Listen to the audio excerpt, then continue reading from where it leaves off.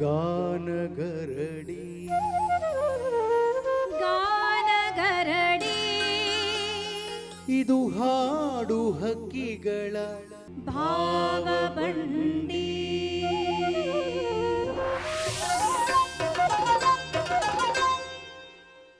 ದೂರದರ್ಶನ ಚಂದನ ವಾಹಿನಿಯ ಎಲ್ಲ ವೀಕ್ಷಕರಿಗೆ ಕಡಬಗೆರೆ ಮುನಿರಾಜು ಮಾಡುವ ನಮಸ್ಕಾರ. ಗಾನಗರಡಿ ಇದು ಹಾಡು ಹಕ್ಕಿಗಳ ಭಾವಬಂಡಿ ಕಾರ್ಯಕ್ರಮಕ್ಕೆ ತಮ್ಮೆಲ್ಲರಿಗೂ ಆತ್ಮೀಯವಾದ ಸ್ವಾಗತ ಸುಸ್ವಾಗತ. ಪ್ರಿಯ ವೀಕ್ಷಕರೇ, ಇವತ್ತಿನ ಈ ಸಂಚಿಕೆಯಲ್ಲಿ ನಮ್ಮೊಂದಿಗೆ ಜನಪದ ಮತ್ತು ಜನಪದ ಶೈಲಿಯ ಮತ್ತು ಹಲವಾರು ಪ್ರಕಾರದ ಗೀತೆಗಳನ್ನು ಹಾಡಲಿಕ್ಕೆ ಬಂದಿದ್ದಾರೆ ವಿಶೇಷ ಗಾಯಕ ಮತ್ತು ಗಾಯಕಿ. ಬನ್ನಿ ಅವರ ಪರಿಚಯನ ಅವ್ರ ಮೂಲಕನೇ ಮಾಡ್ಕೊಳ್ಳೋಣಂತೆ. ದಯಮಾಡಿ ನಿಮ್ಮ ಪರಿಚಯವನ್ನು ನಮ್ಮ ವೀಕ್ಷಕರಿಗೆ ಮಾಡಿಕೊಡಿ. ಎಲ್ರಿಗೂ ನಮಸ್ಕಾರ. ನನ್ನ ಹೆಸರು ವೇಚಿ ಅರುಣ್ ಕುಮಾರ್, ವೆಂಕಟಗಿರಿ ಕೋಟೆ, ದೇವನಹಳ್ಳಿ ತಾಲೂಕು, ಬೆಂಗಳೂರು ಗ್ರಾಮಾಂತರದಿಂದ ಬಂದಿದ್ದೇನೆ. ಅರುಣ್ರವ್ರಿಗೆ ಆತ್ಮೀಯವಾದ ಸ್ವಾಗತ. ಮತ್ತೊಬ್ಬ ಗಾಯಕಿ ನಮ್ಮೊಂದಿಗೆ ಇದ್ದಾರೆ, ಬನ್ನಿ ಅವರ ಪರಿಚಯನ ನಾವು ಮಾಡ್ಕೊಳ್ಳೋಣ. ನಮಸ್ಕಾರ ಎಲ್ಲರಿಗೂ. ನನ್ನ ಹೆಸರು ಸೌಮ್ಯ ರಾವ್. ನಾನು ಶಿವಮೊಗ್ಗ ಜಿಲ್ಲೆಯ ಸೊರಬ ತಾಲೂಕಿನ ಹೊಡಬಟ್ಟೆ ಅಂತ ಒಂದು ಗ್ರಾಮದಿಂದ ಬಂದಿದ್ದೀನಿ. ಸ್ವಾಗತ ನಿಮಗೆ. ಇವತ್ತು ನಮ್ಮೊಂದಿಗೆ ಹಾಡಿನ ರಸದೌತಣವನ್ನು ಕೊಡಲಿಕ್ಕೆ ತಾವಿಬ್ಬರೂ ಸಿದ್ಧರಾಗಿದ್ದೀರಿ. ಮೊದಲಿಗೆ ತಡ ಮಾಡದೆ ಹಾಡುಗಳನ್ನು ಕೇಳೋಣಂತೆ. ಅದಕ್ಕೆ ಮುನ್ನ ನಮ್ಮ ವಾದ್ಯ ವೃಂದದ ಗೆಳೆಯರನ್ನು ಸ್ವಾಗತಿಸೋಣ. ಮ್ಯಾಂಡಲಿನ್ ವಾದನದಲ್ಲಿ ಶ್ರೀಯುತ ಹರೀಶ್ ರವರಿದ್ದಾರೆ, ಅವ್ರಿಗೂ ಕೂಡ ಸ್ವಾಗತ. ತಬಲಾ ವಾದನದಲ್ಲಿ ಶ್ರೀಯುತ ಮಾರುತಿ ಪ್ರಸಾದ್ ಅವರಿದ್ದಾರೆ, ಅವ್ರಿಗೂ ಕೂಡ ಸ್ವಾಗತ. ಡೋಲಕ್ನಲ್ಲಿ ನಮ್ಮ ಶಿವಮಲ್ಲವರಿದ್ದಾರೆ, ಅವ್ರಿಗೆ ಸ್ವಾಗತವನ್ನು ಕೋರ್ತಾ ಇದ್ದೀನಿ. ರಿದಮ್ ಪ್ಯಾಡ್ನಲ್ಲಿ ಶ್ರೀಯುತ ಉಮಾಪ್ರಸಾದ್ ಅವರಿದ್ದಾರೆ, ಅವ್ರಿಗೂ ಕೂಡ ಆತ್ಮೀಯ ಸ್ವಾಗತ. ಕೊಳಲಿನಲ್ಲಿ ಗಣೇಶ್ ರವರಿದ್ದಾರೆ, ಅವ್ರಿಗೂ ಕೂಡ ಸ್ವಾಗತ. ಕೀಬೋರ್ಡ್ನಲ್ಲಿ ಕಿರಣ್ ರವರಿದ್ದಾರೆ, ಅವ್ರಿಗೂ ಆತ್ಮೀಯವಾದ ಸ್ವಾಗತವನ್ನು ಕೋರ್ತಾ ಮತ್ತೊಮ್ಮೆ ವೀಕ್ಷಕರೇ, ತಡ ಮಾಡೋದೇಕೆ, ಜನಪದ ಹಾಡುಗಳನ್ನು ಕೇಳುವಂಥ ಸಮಯ. ಮೊದಲಿಗೆ ಯಾರು ಹಾಡ್ತೀರಿ, ಯಾವ ಹಾಡನ್ನು ಆಯ್ಕೆ ಮಾಡಿದಿರಿ? ಮಳೆ ರಾಯನ ದಿಬ್ಬಣ ಬಂದೈತವ ಊರಿಗೆ.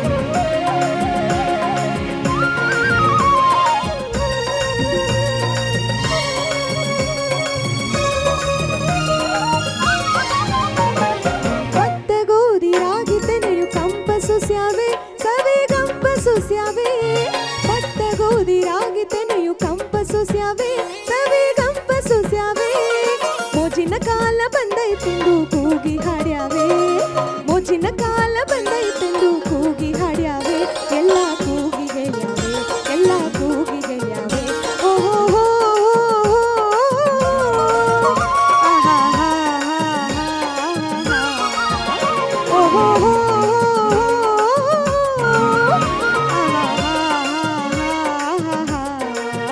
ಮಳೆ ರಾಯ ನದಿ ಬಣ್ಣ ಬಂದೈತವ ಊರಿಗೆ ಹಚ್ಚ ಹಸಿರಿನ ತೋರಣ ಹಾಕ್ಯಾರವ ದಾರಿಗೆ ಮಳೆ ರಾಯ ನದಿ ಬಣ್ಣ ಬಂದೈತವ ಊರಿಗೆ ಹಚ್ಚ ಹಸಿರಿನ ತೋರಣ ಹಾಕ್ಯಾರವ ದಾರಿಗೆ ಓಹೋ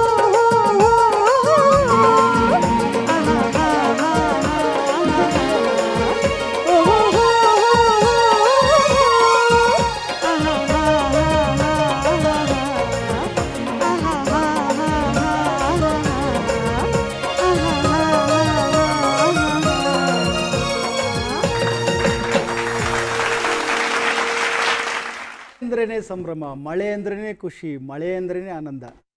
ಸೌಮ್ಯ ಅವರೇ, ನೀವು ಶಿವಮೊಗ್ಗದಿಂದ ಬಂದಿದ್ದೀನಿ ಅಂತ ಹೇಳಿದ್ರಿ. ನಿಮಗೆ ಮಳೆ ಬಗ್ಗೆ ತುಂಬ ಒಂದು ಅನುಭವ ಇರುತ್ತೆ.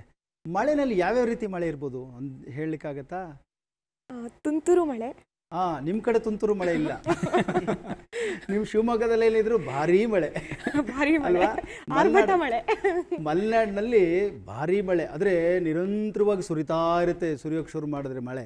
ಆದರೆ ನಮ್ಮ ಬಯಲ್ನಾಡೋರ್ಗೆ ಏನು ಗೊತ್ತಾ, ಬಯಲುಸೀಮೆಯವ್ರಿಗೆ ಆ ಮಣ್ಣಿನ ಮೇಲೆ ಬಿದ್ದರೆ, ಅದರಲ್ಲೂ ಬೇಸಿಗೆ ಕಳೆದು ಪ್ರಥಮ ಮಳೆ ಬೀಳುತ್ತಲ್ಲ, ಆ ಮಣ್ಣಿನ ಘಮಲಿರುತ್ತಲ್ಲ, ಅದು ಯಾವ ಕಲ್ಪನೆಗೂ ಮೀರಿದ್ದಂಥ ಆ ಸುವಾಸನೆ, ಅದು ಅದ್ಭುತ. ಅದು ಸೋನೆ ಮಳೆ ಅಲ್ವಾ, ಆಲಿಕಲ್ಲು ಮಳೆ, ಭಾರೀ ಮಳೆ, ತುಂತುರು ಮಳೆ, ಗುಡುಗು ಸಹಿತ ಮಳೆ, ಆಗಾಗ ಸುರಿಯುವ ಎಂಥ ಮಳೆಗಳೆಲ್ಲ ಇದೆಲ್ಲ ಮಳೆಗಳು.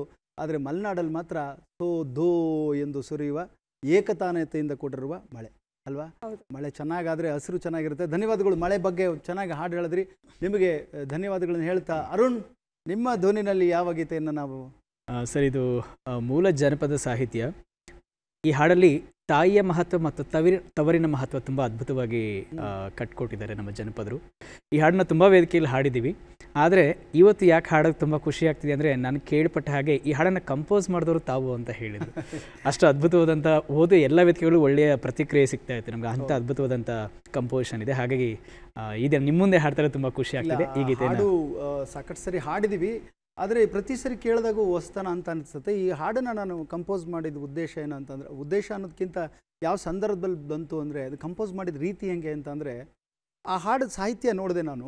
ನೋಡಿದ ತಕ್ಷಣ ನನಗನ್ಸಿದ್ದು, ತಾಯಮ್ಮನೆಂಬೋಳು ದೇವಲೋಕದ ಮನಸ್ಸಿ. ಆ ದೇವಲೋಕ ಅನ್ನೋದು ಮೇಲಿದೆ ಅನ್ನೋದು ಕಲ್ಪನೆ. ಅದರಿಂದ ತಾಯಮ್ಮನೆಂಬೋಳು ದೇವಲೋಕದ ಮನಸ್ಸಿ ಅಂತ ಅಂದ್ಕೊಂಡು ಬಾಯಲ್ಲಿ ಬಂತು. ಆಮೇಲೆ ಕಾಲು ಸೋಕಿದರೆ, ಕಾಲು ಕೆಳಗಡೆ ಇರುತ್ತಲ್ಲ, ಕಾಲು ಸೋಕಿದರೆ ಕರ್ಮಾವು ನನ್ನ ತಮ್ಮ, ಕಾಶಿಗೋದಾರು ಕಳೆಯದು. ಇದನ್ನ ಇಟ್ಕೊಂಡು ಕಂಪೋಸ್ ಮಾಡಿದೆ. ಅದೊಂಥರ ಫೀಲ್ ಅನಿಸ್ತಾ ಇತ್ತು. ಈಗ ನಿಮ್ಮ ಬಾಯಿನಲ್ಲಿ ಅದನ್ನು ಕೇಳೋಣಂತೆ.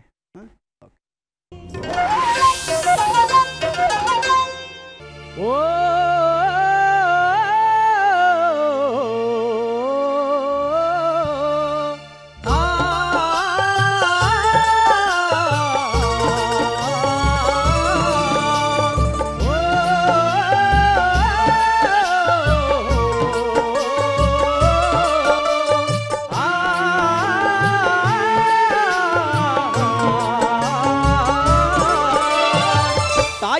ಎಂಬೋಳು ದೇವಲೋಕದ ಮನಸ್ಸಿ, ತಾಯಮ್ಮ ಎಂಬೋಳು ದೇವಲೋಕದ ಮನಸ್ಸಿ, ಕಾಲು ಸೋಕಿದರೆ ಕಲ್ಮಾವು, ಕಾಲು ಸೋಕಿದರೆ ಕಲ್ಮಾವು ನನ್ನ ತಮ್ಮ, ಕಾಶಿಗೋದಾರು ಕಳೆಯಾದು, ಕಾಶಿಗೋದಾರು ಕಳೆಯಾದು.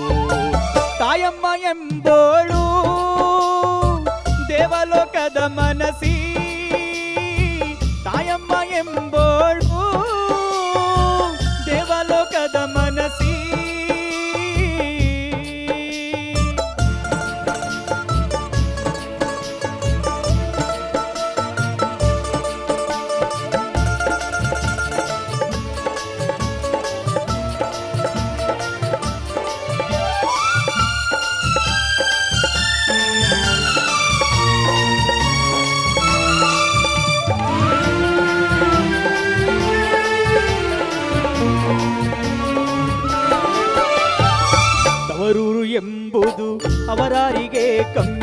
ತವರಲ್ಲಿ ತೆಂಗು ಬೆಳೆಯೋರು ತವರೂರು ಎಂಬುದು ಅವರಾರಿಗೆ ಕಮ್ಮಿ ತವರಲ್ಲಿ ತೆಂಗು ಬೆಳೆಯೋರು ತವರಲ್ಲಿ ತೆಂಗು ಬೆಳೆಯೋರು ವಣ್ಣಯ್ಯ ಅವರೊಂದು ಪಟ್ಟದ ದೊರೆಗಾಳು ಅವರೊಂದು ಪಟ್ಟದ ದೊರೆಗಾಳು ತಾಯಮ್ಮ ಎಂಬೋಳು ದೇವಲೋಕದ ಮನಸಿ ತಾಯಮ್ಮ ಎಂಬೋಳು ದೇವಲೋಕದ ಮನಸಿ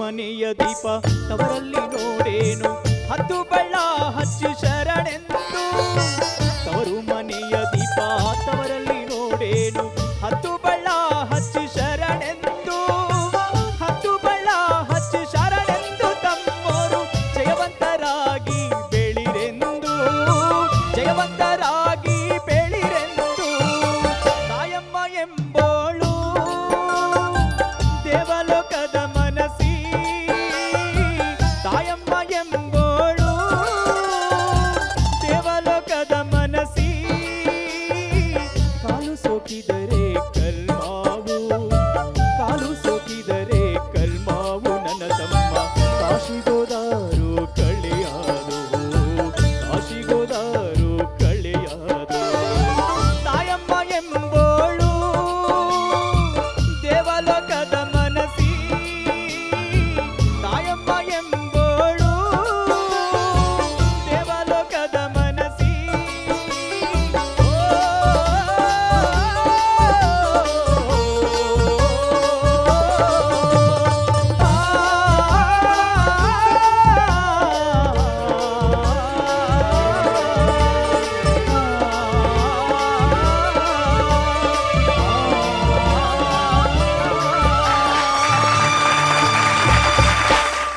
ಅರುಣ್, ನನಗೆ ಮಾತು ಹೊರಡಲ್ಲ.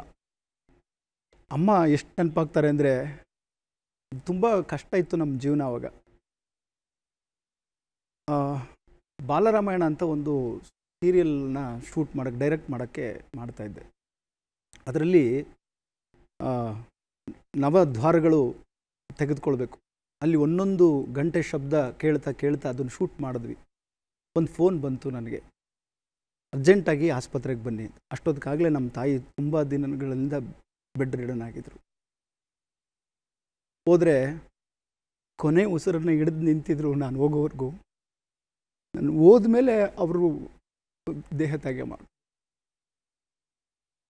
ಏನಾನ ಇರ್ಬೋದು, ಪ್ರಪಂಚದಲ್ಲಿ ಏನೆಲ್ಲ ಇರ್ಬೋದು. ಇವಾಗ ನೋಡಿ ನನಗೆ ಎಲ್ಲನೂ ಇದೆ. ಆದರೆ ಈ ಕಾರ್ಯಕ್ರಮ ನೋಡೋಕ್ಕೆ ನಮ್ಮ ತಾಯಿ ಇಲ್ವಲ್ಲ ಅಂತ ಅನ್ಸುತ್ತೆ. ಅಂದರೆ ನಿಮ್ಮಂಥವ್ರು ಇದನ್ನ ಹಾಡಿದಾಗ ನಾನು ನಮ್ಮ ತಾಯಿಗೆ ಈ ಹಾಡಿನ ಮೂಲಕನೇ ಅವ್ರಿಗೆ ಸಲ್ಲಿಸ್ತೇನೆ. ನಾನು ಹೇಳ್ತಾ ಇರ್ತೀನಿ, ಯಾವಾಗಲೂ ಹೇಳ್ತಾ ಇರ್ತೀನಿ, ನೀವು ಅತ್ಯಂತ ಏನಾದರೂ ಈ ಪ್ರಪಂಚದಲ್ಲಿ ಏನಾದರೂ ಅತ್ಯಂತ ಬೆಲೆ ಕಟ್ಟಕ್ಕಾಗದೇ ಇರೋವಂಥ ವಸ್ತು ಯಾವುದಾದ್ರೂ ಇದೆ ಅಂತಂದರೆ, ಯಾವುದಾದ್ರೂ ಜೀವ ಇದೆ ಅಂದರೆ ಅದು ತಾಯಿ ಮಾತ್ರ. ಚೆನ್ನಾಗಿ ಹಾಡಿದ್ರಿ. ಒಬ್ಬ ಕಂಪೋಸ್ ಮಾಡಿದವ್ರಿಗೆ ಅದನ್ನು ತೃಪ್ತಿಪಡಿಸೋದು ಅಂದರೆ ಅದನ್ನು ಅಷ್ಟೇ ಚೆನ್ನಾಗಿ ಹಾಡಿದಾಗ ಅದು ಖಂಡಿತವಾಗ್ಲೂ ಅದು ಅನಿಸುತ್ತೆ. ನಿಮಗೆ ಧನ್ಯವಾದಗಳು. ತುಂಬ ಚೆನ್ನಾಗಿ ಹಾಡಿದ್ರಿ, ಮನಸ್ಸು ಮುಟ್ಟೋ ಥರ ಹಾಡಿದ್ರಿ. ಧನ್ಯವಾದಗಳು. ದೇವಲೋಕದ ಮನಸಿ ಕಾಲು ಸೋಕಿದರೆ ಕರ್ಮಾವು ಕಾಲು ಸೋಕಿದರೆ ಕರ್ಮಾವು ನನ್ನ ತಮ್ಮ ಕಾಶಿಗೋದಾರು ಕಳೆಯಾದು ಕಾಶಿಗೋದಾರು ಕಳೆಯಾದು ತಾಯಮ್ಮ ಎಂಬೋಳು ದೇವಲೋಕದ ಮನಸಿ ತಾಯಮ್ಮ ಎಂಬೋಳು. ಅಳಿಸ್ಲಿಕ್ಕೆ ಇಷ್ಟಪಡಲ್ಲ, ಆದರೆ ನನ್ನ ಮಾತುಗಳು ನಿಮ್ಗೆ ನಿಜವಾಗ್ಲೂ ಎಲ್ಲೋ ಒಂದು ಕಡೆ ಒಂಥರ ಸಂಕಟ ಆಗ್ಬೋದು. ಆದರೆ ಸತ್ಯ ಕೂಡ ಹೌದು. ಸಾರಿ, ಕ್ಷಮೆ ಇರಲಿ. ಮುಂದಿನ ಹಾಡುಗಳನ್ನು ಕೇಳೋಣ. ಸೌಮ್ಯ ಅವರ ಧ್ವನಿನಲ್ಲಿ ಯಾವ ಹಾಡನ್ನು ಕೇಳ್ಬೋದು? ಬನ್ನಿ ಮುಡಿಯೋಣ ಬಾರ.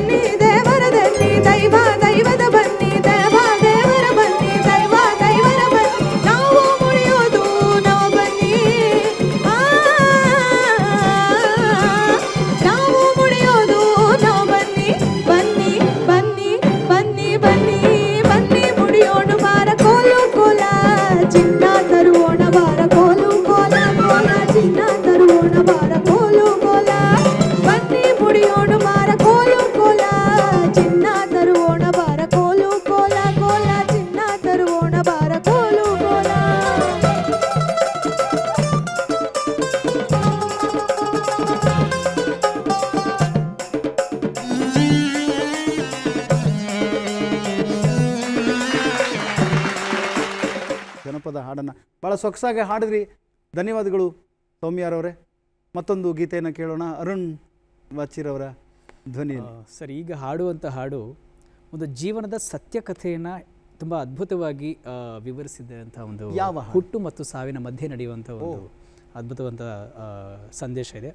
ಹುಟ್ಟು ಸಾವು ಎಂಬುದೆಲ್ಲ ಇರುವುದೇನೆ ಜಗದೊಳೆಲ್ಲ ಅಂತ ಇದು ಒಂದು ತತ್ವಪದ ಶೈಲಿ ಅಂತ ಶೈಲಿಯಲ್ಲಿ ಇದೆ. ತತ್ವಪದನ ಇಲ್ಲ, ಇದು ದೊಡ್ಡರಂಗೇಗೌಡರು ರಚನೆ, ಅದ್ಭುತವಾದಂತಹ ಹಾಡು. ದೊಡ್ಡರಂಗೇಗೌಡರ ರಚನೆ.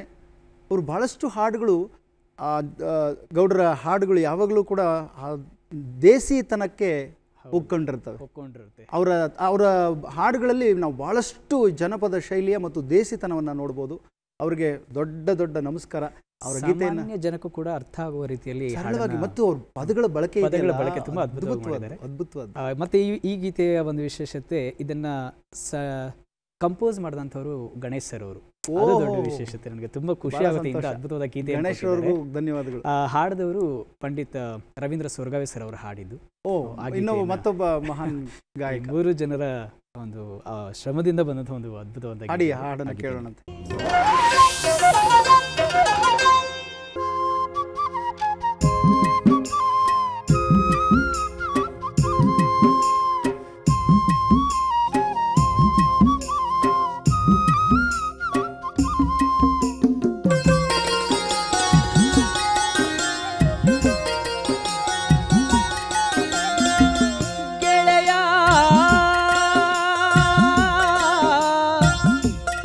ಗೆಳೆಯ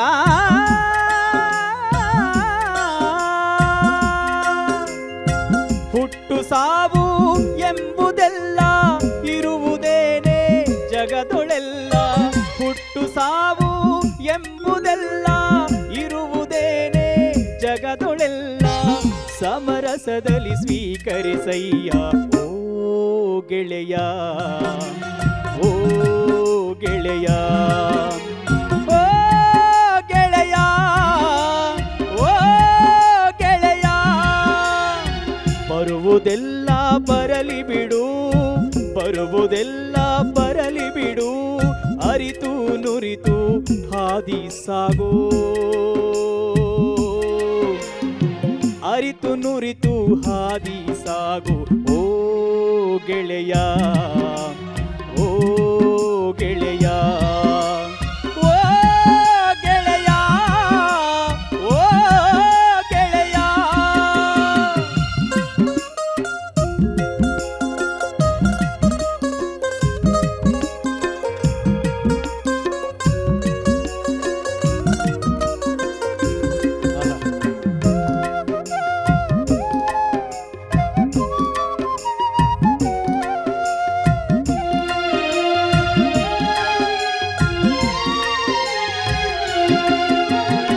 ಭೂಮಿ ಬಾನು ಶಾಶ್ವತವಯ್ಯ ಮನುಜ ಬಾಳ್ವೆ ಕ್ಷಣಿಕವಯ್ಯ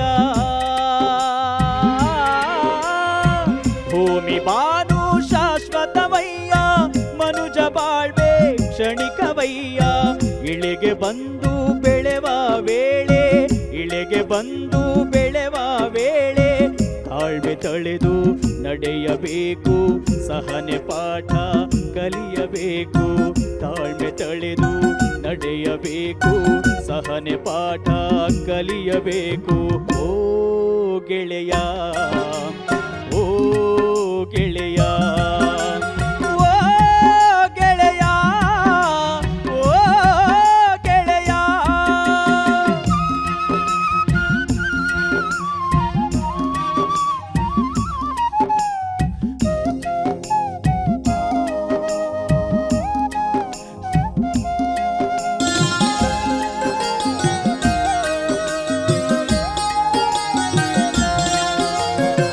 ಕಷ್ಟ ನಷ್ಟ ಕಾಂಬುದೇನೆ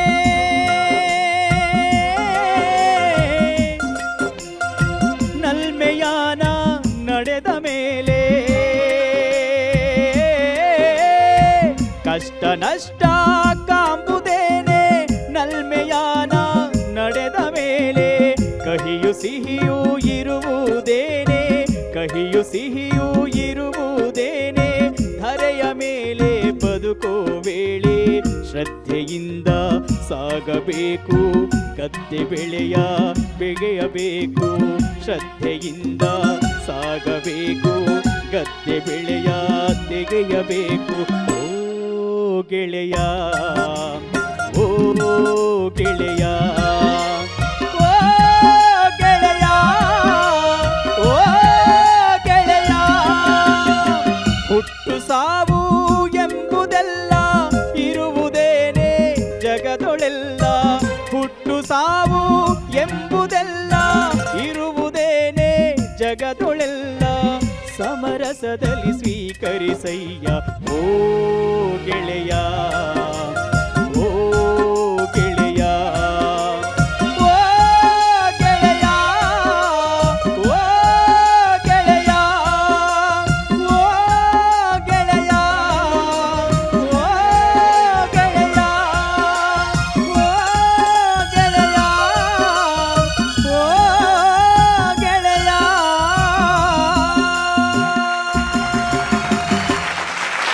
ಹೌದು ಗೆಳೆಯ, ಅರ್ಥಗರ್ಭಿತವಾದ ಸಾಲು. ಬರೆದವರಿಗೆ ಮೊದಲು ಶರಣಾರ್ಥಿ ದೊಡ್ಡರಂಗೇಗೌಡರಿಗೆ. ಅವರ ರಚನೆಯಲ್ಲಿ ನಾನು ಒಂದು ಸಿನಿಮಾದಲ್ಲಿ ಒಂದು ಗೀತೆಯನ್ನು ಹಾಡಿದ್ದೀನಿ. ಅಂಜಿಕೆ ಎಂಬುದು ಹಿಂದಕ್ಕೆ ಸೆಳೆವುದು, ಮುಂದಕ್ಕೆ ಹೋಗೋ ಓ ಕಂದ, ಮುನ್ನಡೆ ಪ್ರಗತಿ ಹಿನ್ನಡೆ ವಿಗತಿ, ಧೈರ್ಯದಿ ನಡೆಯೋ ಓ ಕಂದ, ಪದಗಳೇ ಚಂದ. ಅವರು ಕುಳಿತುಕೊಂಡು ರೆಕಾರ್ಡ್ ಮಾಡ್ತಾ ಇದ್ರು, ಕೇಳ್ತಾ ಇದ್ರು, ಎಷ್ಟು ಸೊಗಸಾಗಿ ಆಡಿದ್ರು. ಅವ್ರಿಗೆ ಅನಂತ ಅನಂತ ಧನ್ಯವಾದಗಳು. ಅವ್ರ ಜೊತೆ ಕೆಲಸ ಮಾಡೋದೇ ಒಂದು ಪುಣ್ಯ. ಅವ್ರಿಗೆ ಶರಣಾರ್ಥಿ. ಅದನ್ನು ಸಂಯೋಜನೆ ಮಾಡಿದವ್ರು ನಮ್ಮ ಜೊತೆಲಿ ಇದ್ದಾರಲ್ಲ, ನಮ್ಮ ಗಣೇಶಣ್ಣ, ಅವ್ರಿಗೆ ಒಂದು ಜೋರು ಚಪ್ಪಾಳೆ ಕೊಡೋಣ. ಅದನ್ನು ಅಷ್ಟೇ ಅದ್ಭುತವಾಗಿ ಸ್ವರ್ಗಾವಿಯವರು ಹಾಡಿದ್ದಾರೆ. ಅದನ್ನು ಅದೇ ಯಥಾವತ್ತಾಗಿ ಅಷ್ಟಕ್ಕೂ ಚೆನ್ನಾಗಿ ಹಾಡಿದಂಥ ಗೆಳೆಯ ನಿನಗೂ ಕೂಡ ಧನ್ಯವಾದಗಳು. ಚೆನ್ನಾಗಿ ಹಾಡಿದ್ರಿ. ಇದೆಲ್ಲ ಆ ಹಾಡುಗಳನ್ನ ಕೇಳ್ತಾ ಇದ್ದಾಗ ಆ ಸಾಲುಗಳು ಬರ್ತಾವಲ್ಲ, ಆ ಸಾಲುಗಳು ಬಂದಾಗ ಒಂದು ಸಣ್ಣದೊಂದು ಘಟನೆ ನೆನಪಿಸ್ಬಿಡ್ತೀನಿ. ಒಂದು ಸಮರಸ ಮತ್ತು ಹೊಂದಾಣಿಕೆ, ತಾಳ್ಮೆ ಬೇಕು ಅಂತ ಹೇಳಿ. ನಾನು ತಾಳ್ಮೆ ಕಳ್ಕೊಳ್ಳೋದು ಭಾಳ ಕಡಿಮೆ. ನಾನು ತುಂಬ ಸಮಾಧಾನವಾಗಿರ್ತೀನಿ, ತುಂಬ ತಾಳ್ಮೆ ಕಳ್ಕೊಳ್ಳೋದಿಲ್ಲ. ಒಮ್ಮೆ ಯೂಟ್ಯೂಬ್ನಲ್ಲಿ ಯಾರೋ ಒಂದು ಅಪ್ಲೋಡ್ ಮಾಡಿದರು ನನ್ನ ಹಾಡನ್ನು. ಒಂದು 3-4 ಲಕ್ಷ ಜನ ವೀಕ್ಷಣೆ ಮಾಡಿದ್ರು. ತುಂಬ ಕಾಮೆಂಟ್ಸ್ ಬಂದಿತ್ತು. ಒಳ್ಳೇದು ಬಂದಾಗ ಮಾತ್ರ ನಾವು ಹೀಗೆ ಬಿಡ್ತೀವಿ, ಕೆಟ್ಟದ್ದು ಬಂದಾಗ ಮಾತ್ರ ಬೇಗ ಕೋಪ ಮಾಡ್ಕೊಂಡ್ಬಿಡ್ತೀವಿ. ಅವ್ರು ಏನು ಕಾಮೆಂಟ್ ಮಾಡಿದರು ಅಂದರೆ, ನಾನು ಒಂದಿಷ್ಟು ಬೆಲ್ ಬಾಟಮ್ ಹಾಡು ಬಂದಾಗ ಅದ್ರ ಬಗ್ಗೆ ಒಂದಿಷ್ಟು ಕಥೆನೇ ಹೇಳಿದ್ದೆ. ನಾನು ಒಂಚೂರು ಕತೆ ಜಾಸ್ತಿ ಹೇಳಿದ್ನೇನೋ ಗೊತ್ತಿಲ್ಲ. ಯಾರೋ ಒಬ್ಬ ಕಾಮೆಂಟ್ ಮಾಡಿದ್ದ, ಆ ಥರ ಹೆಸರು ಬೇಡ, ನೀನು ಕತೆ ಹೇಳೋಕ್ಕೆ ಲಾಯಕ್ಕು ಅಂತ, ನೀನು ಕತೆ ಹೇಳೋಕ್ಕೆ ಲಾಯಕ್ಕು, ನೀನು ಹಾಡು ಹೇಳೋಕ್ಕೆ ಲಾಯಕ್ಕಲ್ಲ ಅಂತ ಹೇಳಿ ಬರೆದಿದ್ದ. ಆದರೆ ನಾನು ಅದನ್ನು ಕೋಪ ಮಾಡಿಕೊಂಡು ಬರೀಲಿಲ್ಲ. ಹೌದಾ, ಚಿಕ್ಕ ವಯಸ್ಸಲ್ಲಿ ನೀನು ಏನು ಕುಲಾಯಕ್ಕಲ್ಲ ಅಂತ ನಮ್ಮ ಮೇಷ್ಟ್ರುಗಳು ಅವರು ಇವರೆಲ್ಲ ಬೈತಾಯಿದ್ರು, ನೀನಾದರೂ ಕತೆ ಹೇಳೋಕ್ಕಾದ್ರೂ ಲಾಯಕ ಅಂತ ಬರೆದಿದ್ಯಲ್ಲ, ಗ್ರೇಟ್. ನಾನು ಹಂಗಾರೆ ಕತೆ ಹೇಳೋಕ್ಕೆ ಲಾಯಕ್ಕಲ್ವ ಅಂತ ಅನ್ನಿಸ್ತು. ನೋಡಿರಿ, ನೆಗೆಟಿವ್ ಇರೋದನ್ನು ಪಾಸಿಟಿವ್ ಆಗಿ ಹೆಂಗೆ ತಗೊಳ್ಬೋದು ಅನ್ನೋದಕ್ಕೆ ಇದು ಸಣ್ಣ ಉದಾಹರಣೆ. ಮುಂದಿನ ಸಂಚಿಕೆಯಲ್ಲಿ ಮತ್ತಷ್ಟು ಹಾಡುಗಳೊಂದಿಗೆ ನಮ್ಮ ಈ ಭಾವ ಬಂಡಿಯನ್ನು